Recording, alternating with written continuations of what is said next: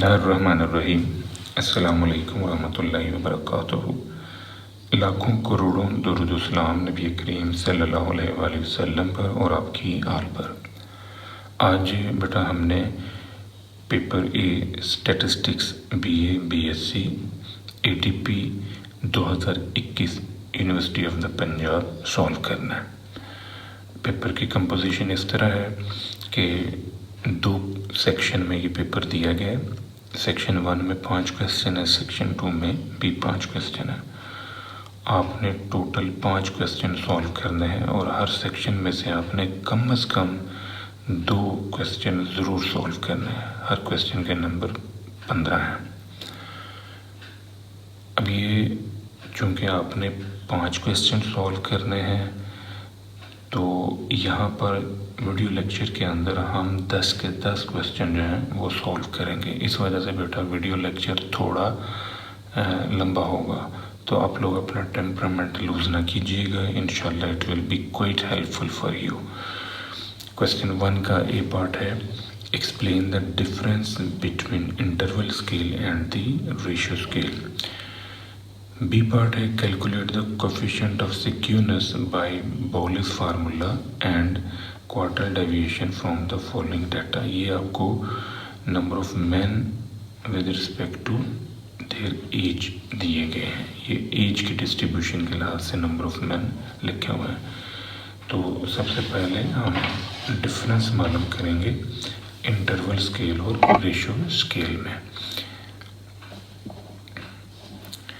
Interval scale is scale in which the properties of nominal scale and the ordinal scale exist, with the additional properties, the difference between measurement also having the meaning.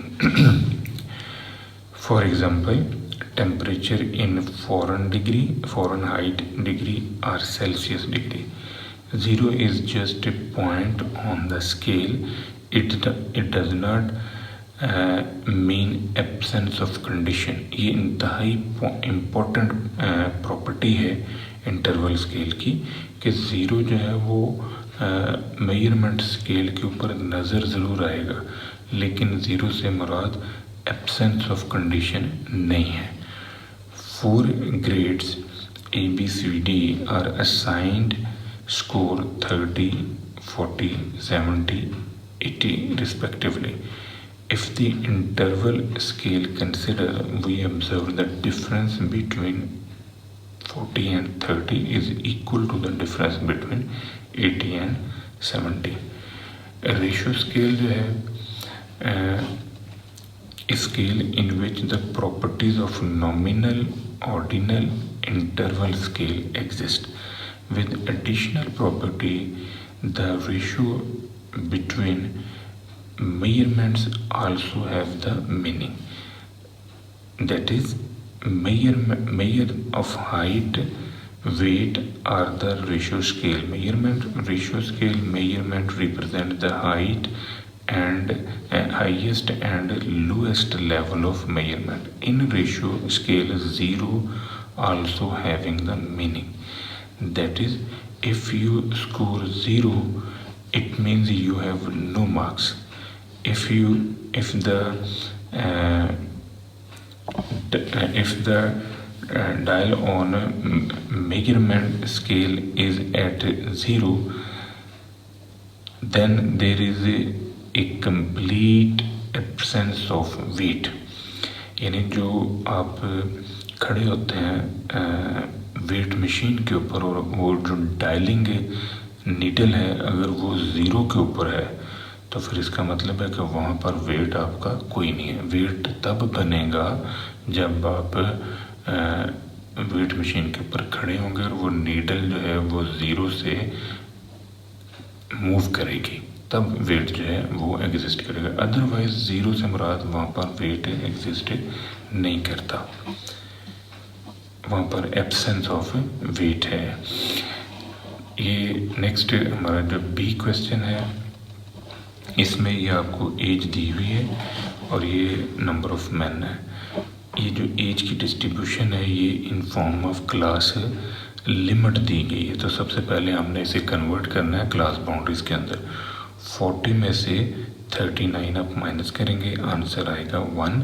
1 को 2 पे divide किया तो 0.5 है। अब ये वाला जो column है इसमें आपने 0.5 माइनस करना है और इस कॉलम के अंदर आपने 0.5 प्लस कर देना है, ये आपके पास क्लास बाउंड्री आ जाएगी। फिर ये CF कैसे बना है, 13 में आपने 15 ऐड किया 28 आया, 28 में आपने 17 ऐड किया 45, देन 20 ऐड किया 65 and so on.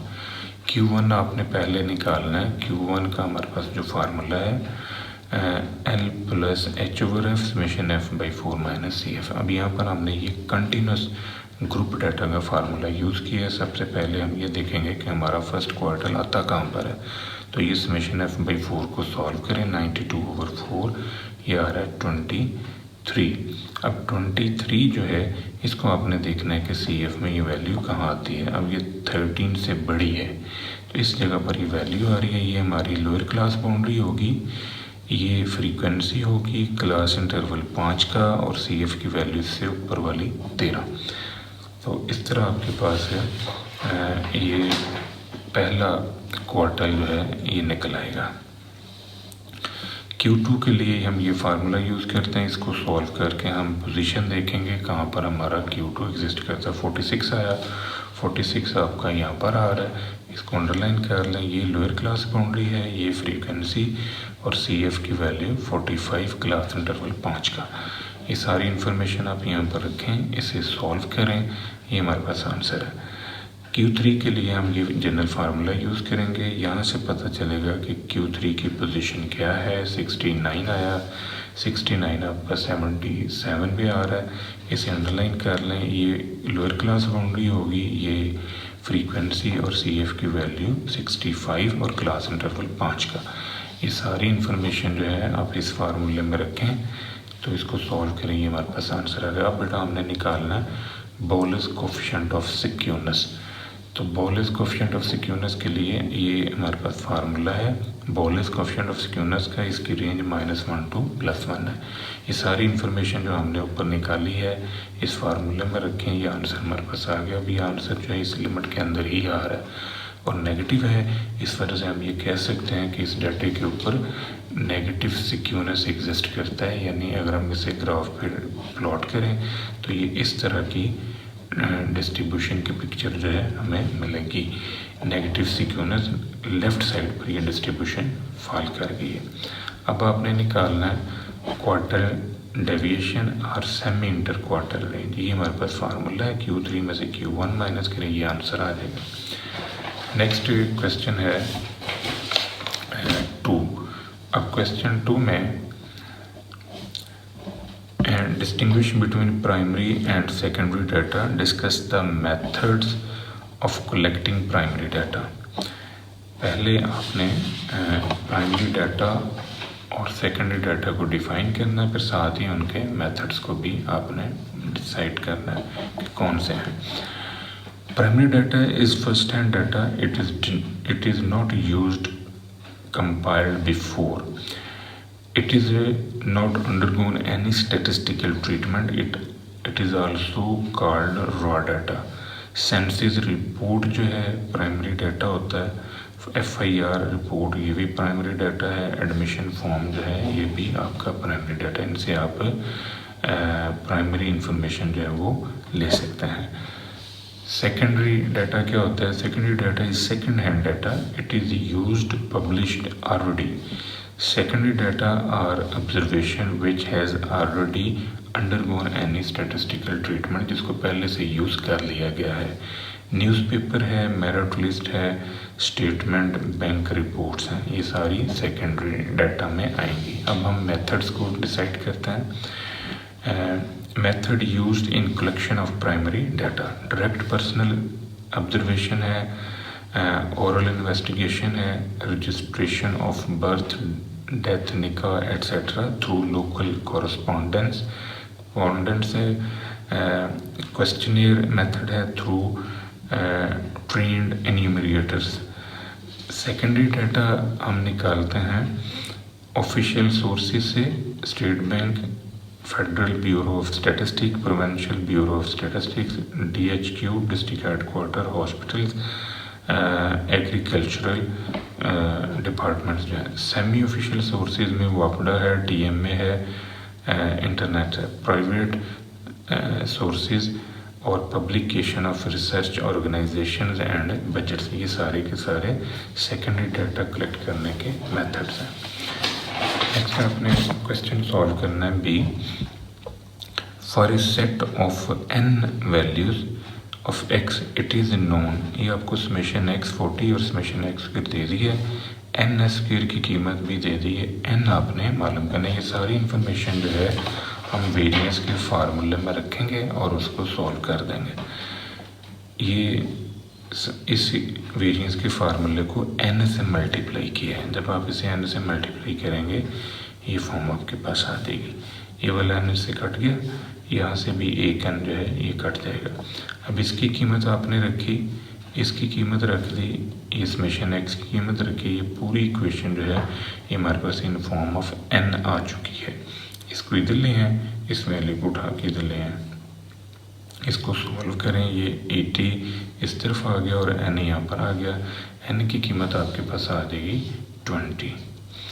Next C part है, the first 3 moments of a distribution about value 4 of the variable are this one, then show that first 3 moments about x0 are, ये moment about 0 यानी moment about origin है, फिर हमने CV मालूम करना है। अब आपको जो दिए गए हैं मोमेंट्स अबाउट 4, इनसे हमने मोमेंट अबाउट ओरिजिन मालूम करना है। ये हमारे पास मोमेंट्स अबाउट x = 4 दिए गए, यानी 4 को उठा के इस तरफ ले हैं, ये फॉर्म आपको नज़र आ जाएगी। ये पहला मोमेंट है, दूसरा मोमेंट है, तीसरा मोमेंट है, ये आंसर आपको दिए गए हैं। इनकी मदद से हमने मोमेंट अबाउट ओरिजिन मालूम करना है। तो जो पहला मोमेंट है हम इसके ऊपर समेशन अप्लाई करते हैं, इस समेशन को अंदर ले जाएं, ये शेप आपको नज़र आ जाएगी। अब ये n को समेशन x के साथ अटैच कर लें, 4n के साथ अटैच करें, n से कैंसिल हो गया, 4 को उठा के इस तरफ ले आए, ये शेप आपके पास आ जाएगी। नेक्स्ट है m1 जो है ये आपका मीन है, यानी ये मीन वैल्यू जो है ये आएगी मोमेंट अबाउट 0 के हवाले से, ये मीन का ही आंसर आ गया 5। अब m2 आपने निकालना है, इस स्क्वायर को खोल दें, x का स्क्वायर है, फिर ये 4 का स्क्वायर, इन दोनों को क्रॉस प्रोडक्ट, अब इस पर समेशन लगाएं, summation x square plus 16n minus 8 summation x, फिर n को आप सेपरेट करें। यहाँ पर हमने ये x समेशन जो है ये अंदर अप्लाई कर दिया, n पे डिवाइडिंग, इनको सेपरेट कर लें, n को n से कट जाएगा। इसकी कीमत आपने निकाली हुई है 5, ये दोनों इन्फॉर्मेशन उठा के इस तरफ ले हैं, तो यहाँ से आपको ये सेकंड मोमेंट अबाउट ओरिजिन मिल जाएगा। नेक्स्ट है थर्ड मोमेंट अबाउट ओरिजिन, इसके लिए हमने इसका क्यूब खोलना है, इसका क्यूब, फिर इसका क्यूब लिया, फिर इन दोनों को मल्टीप्लाई, ये क्यूब का फार्मूला हमने खोला हुआ है। यहाँ समेशन अप्लाई करवा लें, इस समेशन को इसके ऊपर लगाएं और साथ ही n को सेपरेट कर लें, इस समेशन को इसके ऊपर लगाएं, साथ ही n, इस समेशन को इस पे लगाया, साथ ही n, इस समेशन को इस पे लगाया, साथ ही n पे डिवाइड कर लें, ये काट दें।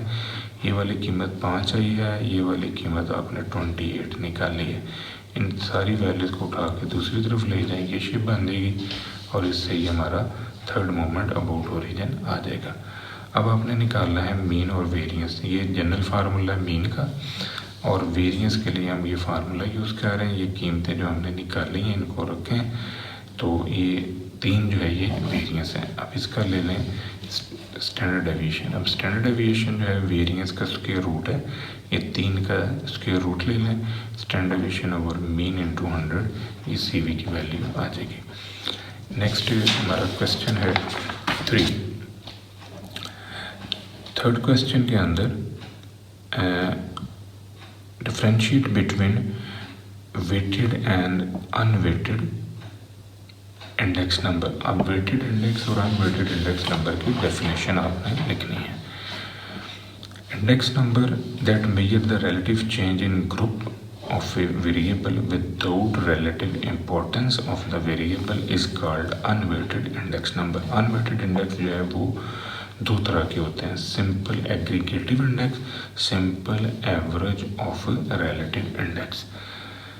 नेक्स्ट है वेटेड इंडेक्स। अब वेटेड इंडेक्स में weighted index number that measure relative change in group of variable with relative importance of variable is called weighted index number. weighted index number classified as weighted aggregative index। अब इनमें Laspeyres, पाशी, Fisher, martial वगैरह आ जाएंगे। ये Laspeyres है, पाशी है, Fisher है, मार्शल है। Weighted average of relative index number के अंदर ये दो ऑप्शन हैं, एक ये है, एक आपके पास है याद।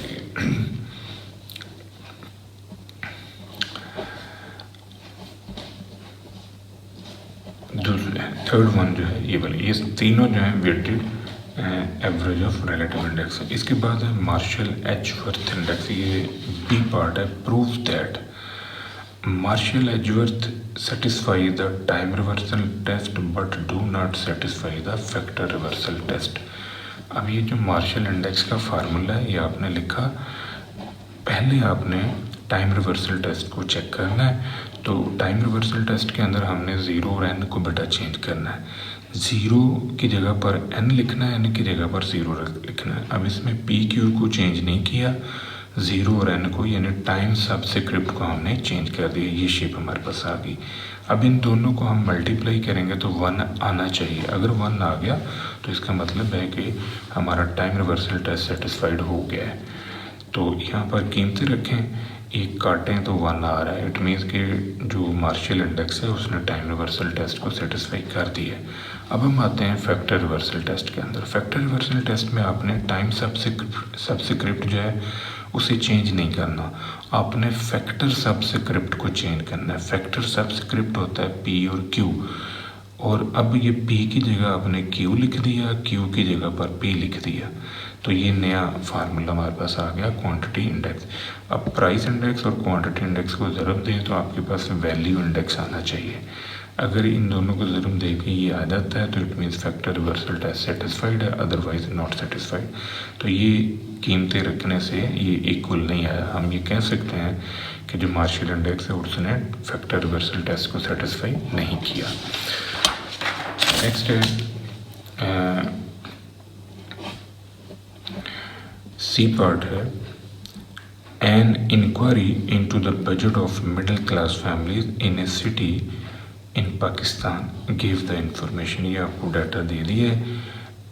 विच change in cost of living index figure of 1976 as compare to 1975 are seen. अब 1975 जो है ये आपका बेस है, 1976 जो है ये करंट है, ये खर्चा हुआ है इन मुख्तलिफ आइटम्स के ऊपर। तो आपने CPI cost of consumer price index, cost of living index, CLI है, RPL भी से कहते हैं रिटेल प्राइस इंडेक्स। तो ये सारे एक ही नाम है, इसमें आपने ये मालूम करना है।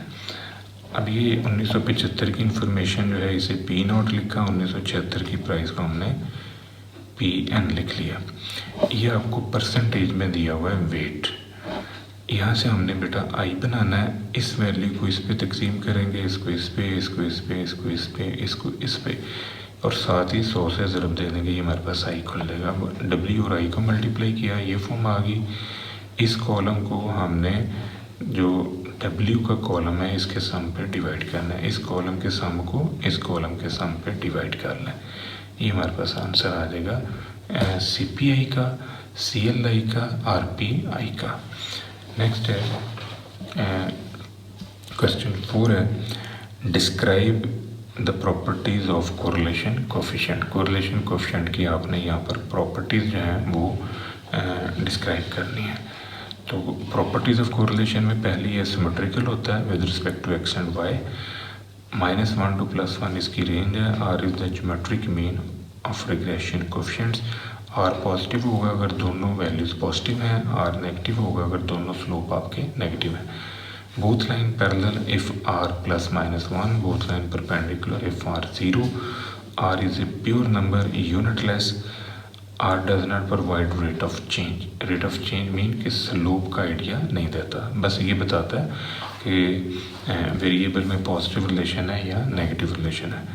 अब ये सारे इक्वल होंगे अगर स्टैंडर्ड डेविएशन ऑफ एक्स और standard deviation of Y equal है। R square indicates proportional variability in y due to x in y on x model.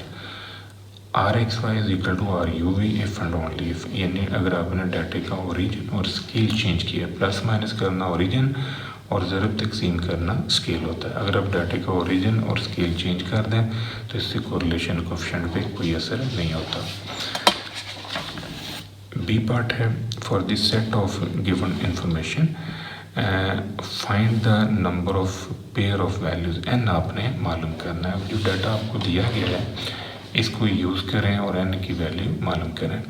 S square Y पहले आप निकाल लें, ये आपके पास स्टैंडर्ड डेविएशन ऑफ वाई है, इसका स्क्वायर ले लें। तो इस एस वाई की वैल्यू का हमने स्क्वायर ले लिया, 64 है, एन को इससे मल्टीप्लाई करवा लें, ये 64 एन।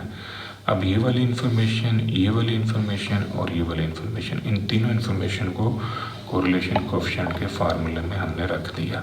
इसको अब हमने सॉल्व करना और इससे एन की वैल्यू लेनी है। इसको इधर ले आए, 0.5 को 120 के नीचे शिफ्ट कर लें। अब इसका स्क्वायर खोलें तो ये आपके पास इंफॉर्मेशन आ जाएगी। 64 और एन को मल्टीप्लाई करें और इसके नीचे शिफ्ट कर दें तो एन की वैल्यू है 10। सी पार्ट में आपको जो इन्फॉर्मेशन दी है, कहते हैं find the values of Y cap and show that compute the standard error also. अब यहाँ पर जो मॉडल आपने फिट करना है वो वाई ऑन एक्स है। पहले आप इस डाटा के ऊपर Y on X line fit करेंगे, उसके बाद फिर ये स्टैंडर्ड एरर और रेजिडुअल का सम निकलेगा। तो ये जो कॉलम दिया हुआ है एक्स का, इसका स्क्वायर ले लें, ये जो वाई का कॉलम दिया है इसका भी स्क्वायर ले लें और इन वैल्यूज़ को आपस में मल्टीप्लाई करें। ये पांचों कॉलम को सम अप कर लें, ये हमारे पास आंसर आ गया। अब हमने मॉडल फिट करना है y equal to A plus B X, B Y on X line, ये b का फार्मूला है। इसमें वैल्यूज़ आप रखें, जब इसमें आप वैल्यूज़ रखेंगे तो ये आपके पास स्लोप आ जाएगा। इसी तरह a की वैल्यूज़ ये इसके इक्वल है, इसमें कीमतें रखें, ये आंसर आपके पास आ गया। तो ये फिटेड मॉडल हमारा बन गया। अब हमने शो करना है कि जो सम ऑफ रेजिडुअल है ये 0 है। जो लाइन है उसके ऊपर समेशन अप्लाई करने से ये फॉर्म हमारे पास आई है। यहाँ पर समेशन y की कीमत रखें, a की कीमत और n की वैल्यू 6, b की कीमत और समेशन x की वैल्यू। इस सारे को सॉल्व करें, ये आपके पास आंसर आ रहा है, ये अप्रॉक्सीमेटली 0 ही है। अब आपने निकालना है स्टैंडर्ड एरर। तो स्टैंडर्ड एरर का हमारा जनरल फार्मूला ये है, y माइनस वाई कैप का स्क्वायर जो है ये इसके इक्वल है। ये कैसे बना है, y equal to A plus B X है। अब इस स्टेटमेंट को y से ज़रब दें और साथ समेशन लगा लें, ये शेप आपके पास आ जाएगी। इसमें कीमतें रखें, वाई स्क्वायर की कीमत है सम ऑफ y और a की वैल्यू b और सम ऑफ एक्स वाई की वैल्यू। ये सारी इंफॉर्मेशन रखने से ये हमारे पास सम ऑफ स्क्वायर ऑफ रेजिडुअल आ गया। इसको आपने n माइनस 2 पे डिवाइड करना है। तो n की वैल्यू 6 है, 6 माइनस 2 पे डिवाइड करें, ये हमारे पास आंसर आ जाएगा। अब 6 माइनस 2 पे इस वजह से डिवाइड किया है क्योंकि आपके मॉडल के अंदर 2 पैरामीटर हैं a और b।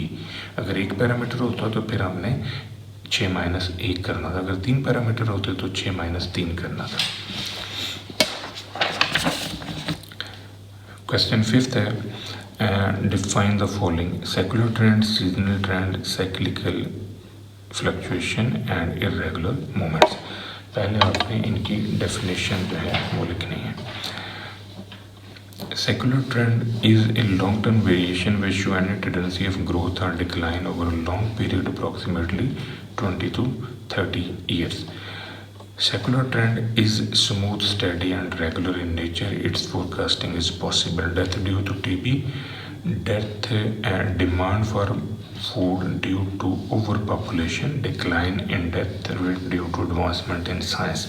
These are the examples of secular trend. Seasonal trend क्या है? Seasonal trend is a short-term variation which occur due to seasonal changes. Seasonal variation are regular in nature. For example, demand in electricity in summer, demand of gas in winter, dry fruit sale in winter.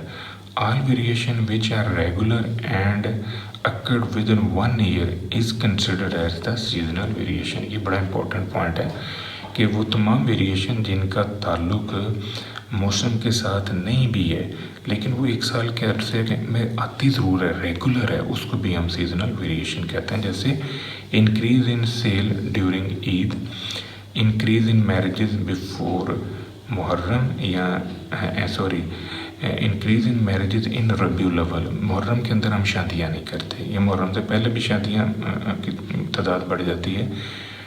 Rush increase on weekend, गाड़ियों में rush जो है वो ज़्यादा हो जाता है weekend पे क्योंकि सभी लोग जो अपने घरों को वापस आ रहे होते हैं. इरेगुलर ट्रेंड क्या है? Irregular trend is unsystematic in nature. Irregular variation occur due to abnormal events such as flood, war, earthquake, strikes, etc. Forecasting of a regular trend is not possible. For example, death due to heart attack, draft due to climate condition, death due to accident, production stop due to strike in the factory. Cyclical variation है number 4 पे. Cyclical trend is swing moving through prosperity, recession, depression, recovery and back to prosperity. Its forecasting possible. Shortest business cycle occurred 7 to 12 years and largest business cycle occurred 30 to 40 years. A business cycle is measured by peak to peak or trough to trough. यानी हम इस peak से इस peak तक एक business cycle को major करते हैं, या इस ट्रफ से इस ट्रफ तक, यानी इस ट्रफ से इस ट्रफ तक हम बिजनेस साइकिल को मेजर करते हैं. बिजनेस साइकिल के कंप्लीट होने के लिए चारों फेजेस का होना ज़रूरी है. यानी ये फुल डिप्रेशन है, ये रिकवरी है, प्रॉस्पेरिटी है और ये वाला हिस्सा रिसेशन कहलाता है. फिर बैक टू प्रॉस्पेरिटी या डिप्रेशन के बाद. तो ये 4 फेजेस जहाँ पर पूरे हो जाते हैं हम ये कह सकते हैं कि हमारा बिजनेस साइकिल मुकम्मल हो गया है. इरेगुलर ट्रेंड जो है वो इस तरह का होगा जिसकी वेरिएशन जो है वो एबनॉर्मल इवेंट्स की वजह से होती है. हमें पता ही नहीं चलता कब वेरिएशन किस तरह की होगी. जो सीजनल ट्रेंड है वो इस तरह का होगा, एक स्विंग है जो एक स्मूथ पैटर्न को इंडिकेट कर रहा है. नेक्स्ट है बी पार्ट है the following are the annual profit in a certain business. ये आपको डाटा दिया है. Use the method of least square fit the trend line, straight line, फिर आपने पैराबोला लाइन फिट करनी है, फिर बताना है इनमें से बेटर कौन सी है. अब इस डाटे के ऊपर बेटा आपने दोनों लाइन जो है वो फिट करनी है. सबसे पहले आप ये देखें कि जो ईयर्स की तादाद है वो है 7.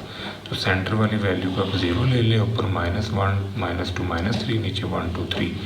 एक्स का स्क्वायर लिया, फिर एक्स की पावर 4 की, एक्स और वाई को मल्टीप्लाई किया, एक्स का स्क्वायर लेके वाई से ज़रब दे दी, फिर आपने वाई का स्क्वायर ले लिया. ये सारे कॉलम हमने डिज़ाइन कर लिए. इनका सम ले लें.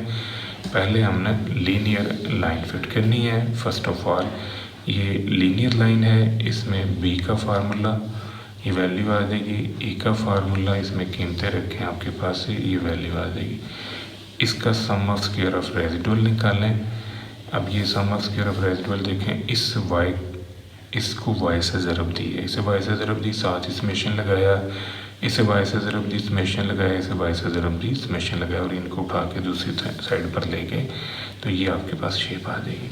यहाँ पर कीमतें रखें, ए की, बी की, summation Y square, summation Y, summation X Y की. तो ये आंसर आ गया. अब हमने निकालना है सेकंड डिग्री पैराबोला. तो y equal to A plus B X plus C X square B second degree equation. B के लिए फार्मूला हमारे पास है इसी तरह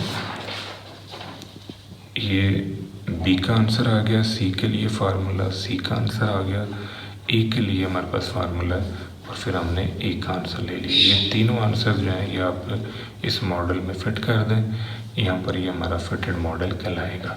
अब आपने निकालना है sum of square of residual for quadratic model. तो ये भी उसी पैटर्न से बना है। इस इक्वेशन को y से ज़रब दिया है, साथ इस मशीन लगा के दूसरी साइड पर ले आए, ये फॉर्म आ देगी। ए बी सी की कीमतें रखें और ये कॉलम जो आपने बनाए हुए हैं इनकी वैल्यूज़ रख दें, ये आंसर आ गया। अब हमने बताना है कि जो हमने काम किया है लीनियर ट्रेंड और क्वाड्रेटिक ट्रेंड, इनमें से बेटर कौन सा है। तो नोट करें कि जो लीनियर ट्रेंड का आंसर आया था यानी sum of square of residual for linear, ये बड़ा आ रहा है sum of square of quadratic से। तो जो आंसर छोटा होता है वो बेस्ट होता है। तो यहाँ पर सम ऑफ स्क्वायर ऑफ रेजिडुअल है वो क्वाड्रेटिक की सूरत में छोटा है, तो हम ये कह सकते हैं second degree equation is better fitting trend. अब बेटा आपने सॉल्व करना है सेक्शन 2। सेक्शन 2 में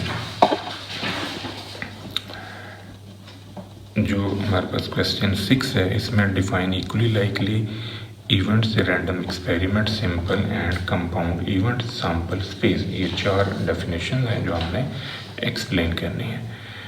equally likely events are said to be equally likely if they having same chances of selection. ये फॉर्म आपको नज़र आएगी।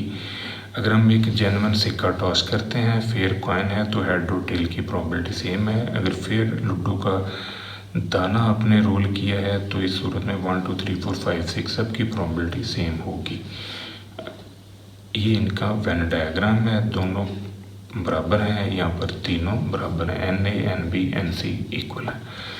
रैंडम एक्सपेरिमेंट क्या होता है? ऐसा एक्सपेरिमेंट जिसके अंदर ये 3 प्रॉपर्टीज़ होंगी उसे हम रैंडम एक्सपेरिमेंट कहेंगे। सबसे पहली प्रॉपर्टी ये है कि कम से कम 2 पॉसिबल रिजल्ट्स होंगे। Uncertainty exists among the outcomes. Experiment repeated fixed number of time is called random experiment. सिक्का आपने टॉस किया है, सिक्के को जब हम टॉस करेंगे तो हमारे पास या तो हेड आएगा या टेल आएगा। लूडो का दाना रोल करेंगे तो इन 6 में से कोई एक फेस आएगा। ताश का पत्ता निकालेंगे तो 52 में से कोई एक फेस आएगा। ये पहली प्रॉपर्टी ट्रू होगी। अनसर्टेनिटी एग्जिस्ट अमंग रिजल्ट से मुराद ये कि जब आप सिक्का टॉस करते हैं तो आपको कोई पता नहीं नीचे हेड आना है या टेल आना है। सिमिलर पैटर्न जब आप लूडो का दाना रोल करते हैं तो आपको कोई पता नहीं कि नीचे कौन सा फेज आना है। ताश का पत्ता आपने निकाला है, आपको कोई पता नहीं कौन सा पत्ता निकला है। ये जो कोई पता नहीं वाली बात है ये अनसर्टेनिटी कहलाती है। अब ये एक्सपेरिमेंट जो है वो fix number of time repeat होगा। आपने पहले तय करना है कि कितनी दफ़ा हमने एक्सपेरिमेंट को परफॉर्म करना है। All above example possess the properties of random experiment. Next is simple and compound event. An event is said to be simple if it contains one single point of the sample space. On the other hand, an event having 2 or more points of the sample space is called compound event. For example, ये आपके पास sample space है, इसमें से मैंने event A बनाया और एक event B. ये जो इवेंट ए है ये सिंपल इवेंट कहलाएगा और ये जो इवेंट बी है इसमें सैम्पल स्पेस के 3 एलिमेंट आए हुए हैं, तो इस वजह से इसे हम कंपाउंड इवेंट कहेंगे। एक और एग्जांपल देखें, ये वॉवल लेटर्स हैं, इनमें से मैंने एक इवेंट ए बनाया जिसमें सिर्फ एक वॉवल लेटर है, एक इवेंट बी बनाया जिसमें 3 वॉवल लेटर हैं। ये वाला सिंपल है, ये वाला कंपाउंड है।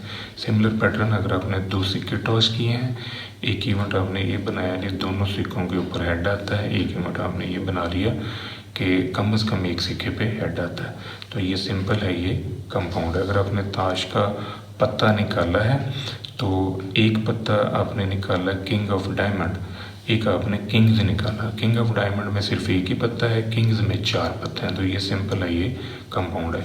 Event A is called simple and event B is called compound event. Sample space है collection of all possible outcomes of random experiment is called sample space. Single die की सूरत में, सिक्के की सूरत में, फॉर डबल कॉइन, ये आपके पास सैम्पल स्पेस बन रही है।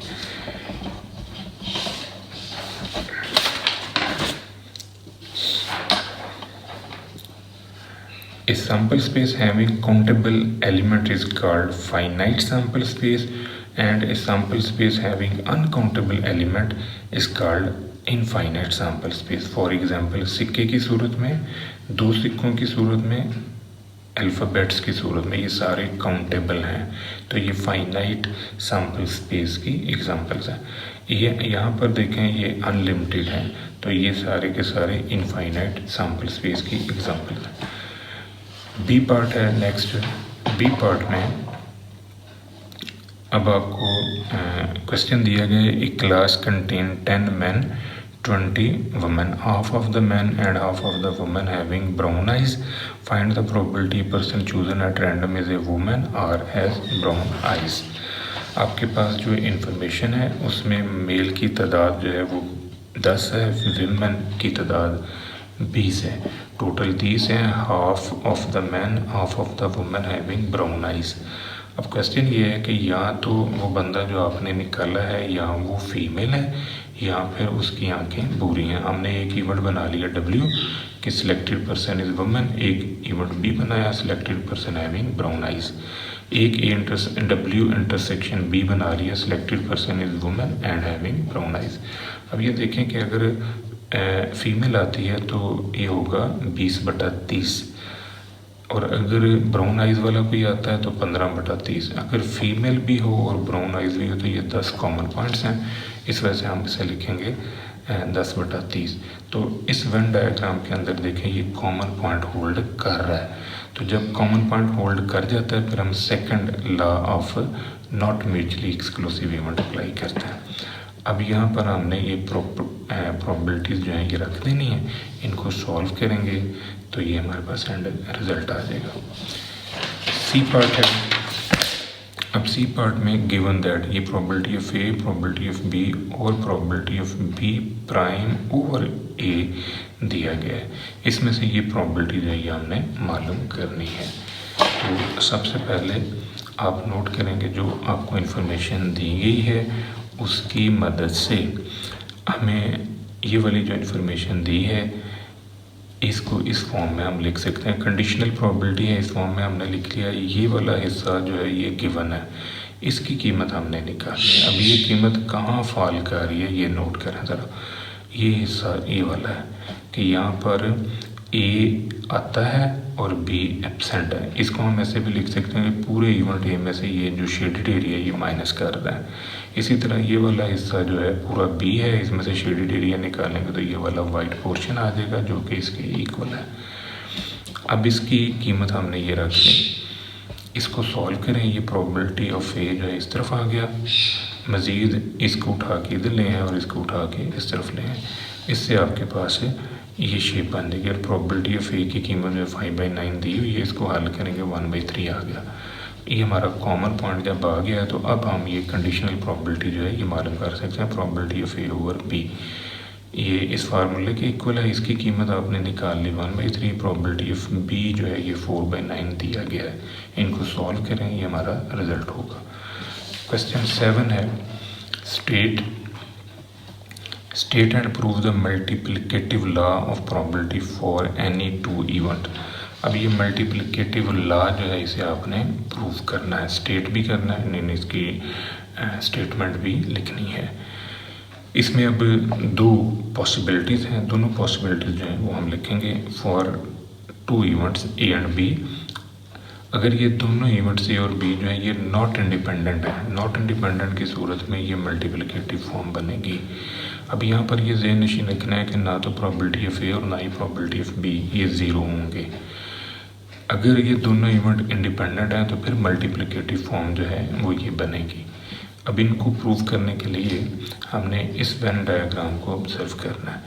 इसमें इवेंट ए है, ये इवेंट बी है और ये इनका कॉमन पार्ट है। Random experiment produces n possible result. Sample space के अंदर n पॉसिबल रिजल्ट्स हैं। इवेंट ए जो है उसके m1 फेवरेबल केसेस हैं, इवेंट बी के m2 फेवरेबल केसेस हैं और इवेंट ए इंटरसेक्शन बी के फेवरेबल केसेस हैं m3। ये इंफॉर्मेशन जो है ये यूज करते हैं और प्रोबेबिलिटी फेवरेबल केसेस और टोटल केसेस की प्रॉपर्टी से प्रोबेबिलिटी ऑफ ए निकालते हैं, प्रोबेबिलिटी ऑफ बी निकालते हैं, प्रोबेबिलिटी ऑफ इंटरसेक्शन बी निकालता है। अब इस स्टेटमेंट से हमने इसे प्रूव करना है। ऊपर नीचे मैंने यहाँ पर m1 से मल्टीप्लाई कर दिया, तो ये वाला हिस्सा जो है ये मैंने अलग कर लिया और ये वाला हिस्सा जो है ये मैंने सेपरेट कर लिया। ये प्रोबेबिलिटी ऑफ ए है, ये प्रोबेबिलिटी ऑफ बी है, इससे शर्त पे कि प्रोबेबिलिटी ऑफ ए अक्कर हो चुकी है, ये फॉर्म आ जाएगी। सिमिलर पैटर्न इस स्टेटमेंट को आप ऊपर नीचे m2 से मल्टीप्लाई कर लें। ये वाला हिस्सा जो है ये सेपरेट हो गया और ये वाला हिस्सा जो है ये सेपरेट हो गया। ये प्रोबेबिलिटी ऑफ बी है और ये प्रोबेबिलिटी ऑफ ए है, इस शर्त पे कि इवेंट बी यहाँ पर अक्कर हो चुका है। अब हम केस 2 में आते हैं। केस 2 है multiplicative law for independent event. Two random experiment produces n1 and n2 possible results. m1 जो है be the favorable cases in sample space s1 और m2 be the favorable cases in sample space s2 for event a and for event b. Sample space के अंदर n और event a के m1, sample space के अंदर n2 और event b के अंदर m2। तो यहाँ से इवेंट ए की प्रोबेबिलिटी होगी m1 ओवर n1, यहाँ से इवेंट बी की प्रोबेबिलिटी होगी m2 ओवर n2। तो अगर हम ये दोनों एक्सपेरिमेंट जॉइंटली परफॉर्म करेंगे तो ये जो सैम्पल स्पेस है और ये सैम्पल स्पेस, इसके पॉसिबल पॉइंट्स जो हैं ये मल्टीप्लाई होंगे। तो ये दोनों सैम्पल स्पेसिस के एलिमेंट्स को आपने मल्टीप्लाई करके एक तीसरी सैम्पल स्पेस बना ली है। If both events A and B jointly occur, तो फिर इनको भी हम ब्रेक कर सकते हैं। 1 और m2 को ब्रेक कर लें तो प्रोबेबिलिटी ऑफ इंटरसेक्शन b जो है according to this formula favourable cases over total, इनको सेपरेट करें। ये प्रोबेबिलिटी ऑफ a है, ये वाला प्रोबेबिलिटी ऑफ b है, यही हमने प्रूव करना है। बी पार्ट है in a firm 20% of the employees having accounting background, 5% of the employees are executive and having accounting background. If an employee has an accounting background, what is the probability that the employee is an executive? हमने executive बंदा ढूंढना है अगर उसको accounting आती है, ये शर्त है, अकाउंटिंग आना शर्त है और एग्जेक्टिव हमने ढूंढना है। अब इसके लिए इस पिक्चर को आपने स्टडी करना है। ये टोटल वर्कर है फैक्ट्री के अंदर, इनमें से 20% है जिनको अकाउंटिंग आती है और 5% है जिनको अकाउंटिंग भी आती है और वो एग्जेक्टिव भी हैं। ये एग्जेक्टिव है, हमने एग्जेक्टिव ढूंढना है इस शर्त पे कि उसे अकाउंटिंग आती है। तो पर्सन इवेंट ए हमने लेट कर लिया कि पर्सन जो सिलेक्ट किया है उसे अकाउंटिंग आती है। इवेंट ई हमने लेट कर लिया कि जो पर्सन हमने सिलेक्ट किया है वो एग्जेक्टिव है। और इंटरसेक्शन बी ई हमने सिलेक्ट किया है, इंटरसेक्शन ई कि पर्सन जो हमने सिलेक्ट किया है वो एग्जेक्टिव भी है और उसे अकाउंटिंग भी आती है। अब प्रोबेबिलिटी ऑफ ए है 20% और probability of A intersection E है 5%। तो इस इंफॉर्मेशन को हमने यूज़ करना है। ये प्रोबेबिलिटी ऑफ ए हो गया, ये probability of A intersection E होगा। हमने ई ढूंढना है इस शर्त पे कि उसे अकाउंटिंग आती है। तो ये दोनों कीमतें जो यहाँ पर रख दें, इनको सॉल्व करें, ये हमारा रिक्वायर्ड आंसर है। सी पार्ट है the probability that 3 men hit the target, each shoot once at the target, find the probability exactly one of them hit. If only one man hit the target, what is the probability it was the first man? पहला simple है, दूसरा conditional probability से related है कि अगर एक बंदा निशाना लगाता है तो क्या प्रोबेबिलिटी है वो फिर पहला बंदा है। तो ये नोट करेंगे आपको 3 बंदों के हिट की प्रोबेबिलिटी दी हुई है कि जिन्होंने टारगेट को हिट किया। Event A person A hit the target, event B person B hit the target, event C person C hit the target. ये हिटिंग की प्रोबेबिलिटी है। 1 में से इन्हें माइनस कर दें तो इनकी मिसिंग की प्रोबेबिलिटी आ जाएगी कि हिट नहीं हुआ। अब आपने पहली प्रोबेबिलिटी निकालनी है कि एक बंदे का निशाना लगा। अब हमें नहीं पता वो कौन सा है, हो सकता है ए का लग गया हो, बी और सी लूज़र हो, ये भी हो सकता है कि सी का लग गया हो, ए और बी लूज़र हो, ये भी हो सकता है बी का लगा ए और सी लूज़र है। तो चूंकि तीनों बंदों ने इंडिपेंडेंटली हिट किया है इस वजह से इनको हम ब्रेक कर सकते हैं इस फॉर्म के अंदर। जहाँ पर प्राइम लगा हुआ है वहाँ पर आपने ये प्राइम वाली प्रॉपर्टीज रख देनी है और जहाँ पर प्राइम नहीं लगा हुआ वहाँ पर आपने ये वाली कीमतें रख देनी और इसे सॉल्व कर देना। तो इसको जब आप सॉल्व करेंगे आपके पास एंड फॉर्म जो है ये बन देगी। अब है इवेंट ए कि first man hit the target, एक बंदे का निशाना लगा और वो पहला आदमी है। First man hit the target, इसकी प्रॉबिलिटी देखें ये फॉर्म आ गई। तो ए इंटरसेक्शन ई आपने निकाला। अब यहाँ पर जो है ई आपने बनाया हुआ है, इस ई में और इस ए में कितने कॉमन है, तो यही एक पॉइंट जो है ये कॉमन आ रहा है। ए इंटरसेक्शन ई में यही कॉमन है, इसको ब्रेक करें और इनकी कीमतें रख के ये सॉल्व कर लें। अब ए ढूंढना है इस शर्त पे कि एक बंदे का निशाना लगता है। ए इंटरसेक्शन ई का आंसर और प्रोबेबिलिटी ऑफ ई का आंसर, इनको ब्रेक करें, ये हमारे पास एंड रिजल्ट आ जाएगा। नेक्स्ट है क्वेश्चन 8। क्वेश्चन 8 में let x1 x2 be two independent random variable having the variance k and 2 respectively. इस स्टेटमेंट को सॉल्व करना है और k की कीमत हमने मालूम करनी है। चूँकि दोनों वेरिएबल इंडिपेंडेंट है, ये गिवन है, प्रॉपर्टीज ऑफ वेरिएंस में जो रकम ज़रब खाती है वो स्क्वायर होके बाहर आ जाती है। ये 3 जो है ये स्क्वायर होके बाहर आएगा, 9 हो गया। ये जो बीच में माइनस है ये प्लस हो जाएगा। जॉइंट जो वेरिएंस है या कोवेरिएंस की टर्म है वो नहीं आएगी, यानी x1 और x2 का कोवेरिएंस नहीं होगा क्योंकि दोनों वेरिएबल इंडिपेंडेंट है। अब ये वेरिएंस ऑफ x2 दिया हुआ है 2 और वेरिएंस ऑफ x1 दिया हुआ है k, इसको मल्टीप्लाई करके दूसरी तरफ ले आए तो ये k की वैल्यू हमारे पास आ जाएगी। बी पार्ट है the joint probability density function of discrete random variable x and y is given as। अब ये डाटा दिया हुआ है, चेक करना है कि दोनों वेरिएबल हमारे इंडिपेंडेंट हैं। अगर ये दोनों वेरिएबल इंडिपेंडेंट हैं तो फिर हम इनको चेक करते हैं। जो डिस्क्रीट रैंडम वेरिएबल का फंक्शन होता है उसे डेंसिटी फंक्शन नहीं कहते, उसे पीएमएफ कहते हैं, प्रोबेबिलिटी मैथ फंक्शन। अब यहाँ पेपर में ना डेंसिटी का लफ्ज़ यूज़ हुआ है, तो ये डेंसिटी का लफ्ज़ जो है ये मिस प्रिंट मैं कह सकता हूँ, ये गलती मैं नहीं मानता क्योंकि जिन्होंने पेपर सेट किया हुआ दे आर वेल इन्फॉर्म्ड। तो प्रिंटिंग मिस्टेक आप ये कह लें, ये पीएमएफ है, जॉइंट पीएमएफ दे दिया है। हमने चेक करना है कि दोनों वेरिएबल जो है वो इंडिपेंडेंट है। जॉइंट फंक्शन के ऊपर आप y की लिमिट रखेंगे या y की वैल्यूज रखेंगे तो आपके पास ये मार्जिनल ऑफ x निकलेगा। यहाँ पर आपने y की कीमत रखी 1 2 3, ये फॉर्म आ गई, इसको सॉल्व करें, ये एंड रिजल्ट आपके पास आ जाएगा। इसी तरह जॉइंट प्रोबेबिलिटी फंक्शन के ऊपर आप x की वैल्यू या x की लिमिट रखें तो यहाँ से मार्जिनल ऑफ y मिलेगा। यहाँ पर x की वैल्यू रखें 2 4 5, ये फॉर्म आई, इसको सॉल्व करें, एंड फॉर्म आपके पास ये आ जाएगी। अब हमने चेक करना है कि दोनों वेरिएबल हमारे इंडिपेंडेंट है। अगर दोनों वेरिएबल इंडिपेंडेंट है तो जॉइंट पीएमएफ को हम ब्रेक कर सकते हैं इस तरह।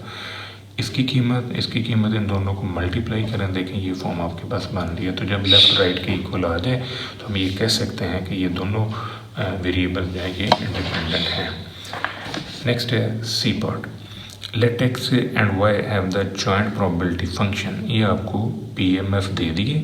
Find the constant AC, also find the marginal probability functions. तो इसमें आपने पहले A और C जो है ये मालूम करना है।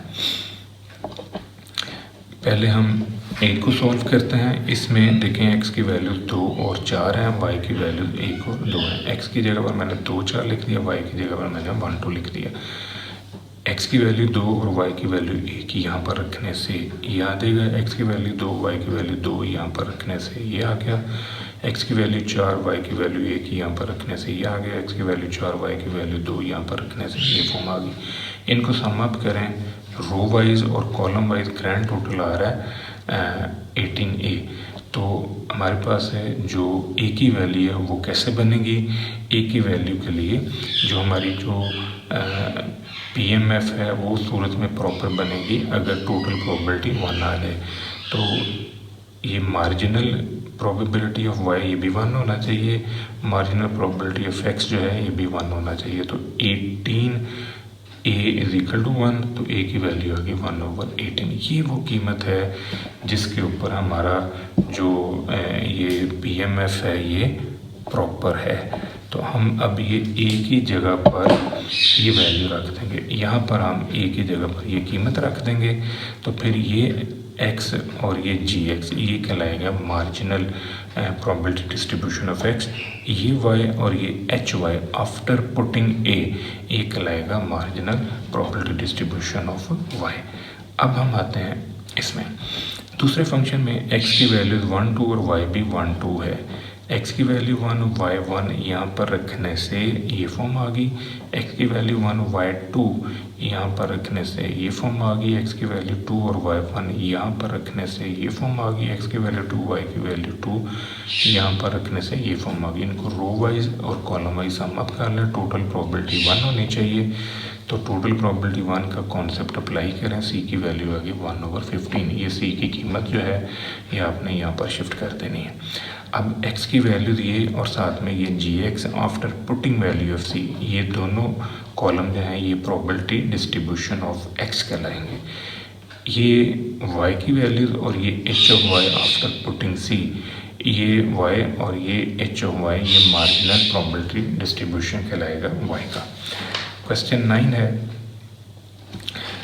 Define the hypergeometric distribution and find its mean. Hypergeometric distribution की डेफिनेशन है, an experiment in which the condition of independent trial is violated, results classified in success or failure, probability of success not fixed for from trial to trial is called random hypergeometric experiment. The random variable indicates the number of success for a hypergeometric experiment described by PMF, probability mass function। ये हमारे पास hyper का PMF कहलाएगा, ये इस variable की possible value. अब हमने drive करना है मीन ऑफ हाइपर, तो ये हमारे पास PMF है हाइपर का, बाय डेफिनेशन हमने इसको सॉल्व करना है। यहाँ पर ये PMF की कीमत रखेंगे, तो इसको सॉल्व करके हम ये mean of hyper geometric distribution मालूम करते हैं। हमने के पहले जो रकम है वो 0 to n थी, हमने एक रकम जो है ना ये निकाल ली है बाहर। एक रकम निकालने से यानी k ओवर x हमने निकाल लिया, बाकी रह गया k-1 x-1। तो नीचे से भी एक रकम निकाल लें, यहाँ से भी एक रकम निकल आई, तो बाकी ये बचा। अब ये x जो है ना x से कट जाएगा, ये n जंप करके ऊपर आएगा, तो यहाँ पर n के ओवर n रह जाएगा, बाकी ये स्टेटमेंट है। ये एक सीरीज़ की अजम्पशन है कि अगर ये फॉर्म बन रही हो तो ऊपर वाली रकमें और नीचे वाली रकमें जो हैं ये प्लस हो सकती हैं, ये इस फॉर्म में लिखी जाएंगी। सेम ये जो ऊपर वाली स्टेटमेंट है विद दिस समेशन, हम इसको इसकी मदद से सम अप करते हैं, तो ये ऊपर वाली रकम और ये वाली रकम जो है ये सम अप हो जाएंगी। ये दोनों सम अप हुई है, नीचे वाली भी सम अप होगी, इस फॉर्म में लिखी जाएंगी। k से कटा, x से कटा, बाकी आपके पास ये शेप आएगी, और इस शेप को इस शेप से काट दें तो n के ओवर कैपिटल N ये आपका मीन होगा। बी पार्ट है, 6 dice are thrown 729 times. How many times do you expect at least 3 dice show the 5 or a 6? 6 ludo के दाने आपने 729 मरतबा टॉस किए हैं, कम से कम 3 बार या 3 दानों के ऊपर 5 और 6 आना चाहिए। अब ये देखें, कैपिटल N 729 है, छोटा n जो है वो 6 है। 5 और 6 में हमारा इंटरेस्ट है, ये P आ गया 2/6, P की वैल्यू 1/3 और Q की वैल्यू 2/3। अब यहाँ ना मुझसे एक गलती हो गई है, वो गलती ये लिखते हुए यहाँ पर आना चाहिए था 2/3 का ब्रेक 1/3 और यहाँ होना चाहिए था 2/3। अब ये बेटा आप खुद सॉल्व कर लीजिएगा, सिर्फ P और Q की कीमत मैंने गलत रख दी है। आपने P की जगह पर 1/3 रखना है और Q की जगह पर 2/3 रखना है। मैं अब 1/2 के साथ ही सॉल्व कर रहा हूँ। यहाँ पर x की एन और पी क्यू की कीमतें रखने से ये हमारे पास फंक्शन आ गया। अब पहली प्रॉपर्टी हमने निकालनी है, कम से कम 3 बार सक्सेस आता है। तो कम से कम 3 से मुराद ये 3, 4, 5, 6। अब यहाँ x की जगह पर आप 3 रखें, 4 रखें, 5 रखें, 6 रखें, ये सीरीज़ खोल देगी। सिर्फ पी क्यू की वैल्यू तो आपने चेंज करनी है। तो ये रिज़ल्ट हमारे पास आ गया। इसको अब हमने एक्सपेक्टेड नंबर ऑफ सक्सेस में कन्वर्ट करना है, तो इसको 729 से ज़रब देंगे, क्योंकि कुल कितनी दफ़ा 6 लूडो के दाने हमने रोल किए हैं, उनसे मल्टीप्लाई कर लें, ये हमारा एंड रिजल्ट आ जाएगा।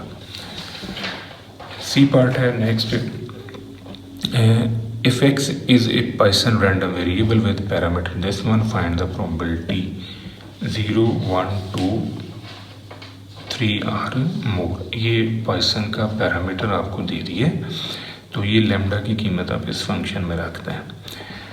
आपने प्रोबेबिलिटी पहले निकालनी है x इज इक्वल टू 0 की, यहाँ पर 0 रखें और इसे सॉल्व करें, फिर 1 रखें, 2 रखें। ये जो 3 आर मोर है, इसके लिए आपने बेटा टोटल प्रोबेबिलिटी 1 है, 1 में से इन तीनों को प्लस करके माइनस करना है, यानी 1 टोटल प्रोबेबिलिटी, उसमें से इन तीनों प्रोबेबिलिटीज़ को प्लस करें और माइनस कर दें, तो ये आपके पास एंड रिजल्ट आ जाएगा।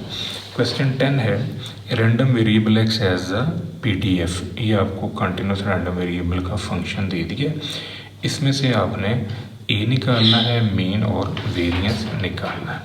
तो सबसे पहले हम ए की वैल्यू निकालेंगे।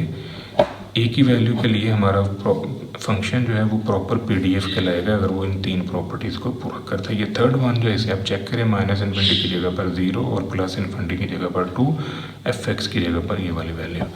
तो ये ए जो है ये मैंने बाहर रख लिया, x को अंदर तरफ दे दिया, x का इंटीग्रल फिर x² का इंटीग्रल। यहाँ x की जगह पर आपने पहले 2 रखना है, फिर ये 0 रखना है।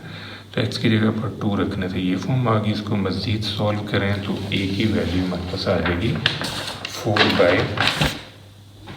3/4। a की वैल्यू जो है, इसको सॉल्व करने से a की वैल्यू आ गई 3/4। अब हमने निकालना है मीन।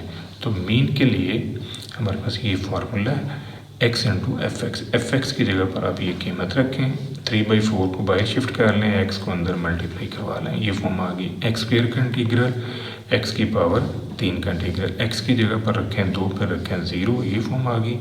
इसको मज़ीद सॉल्व करें तो इसका एंड रिजल्ट आपके पास आ जाएगा 1। अब आपने निकालना है expected value of x²। Expected value of x² के लिए हमारे पास ये जनरल फार्मूला है। अब यहाँ fx की कीमत रखें, 3/4 को बाहर ले दें, x² को इस x के साथ ज़रब दें, फिर 2 से और x से ज़रब दे दें, ये फॉर्म आ जाएगी। x की पावर 3 का इंटीग्रल, x की पावर 4 का इंटीग्रल, x की जगह पर रखें 2, फिर रखें 0, इनको सॉल्व कर लें।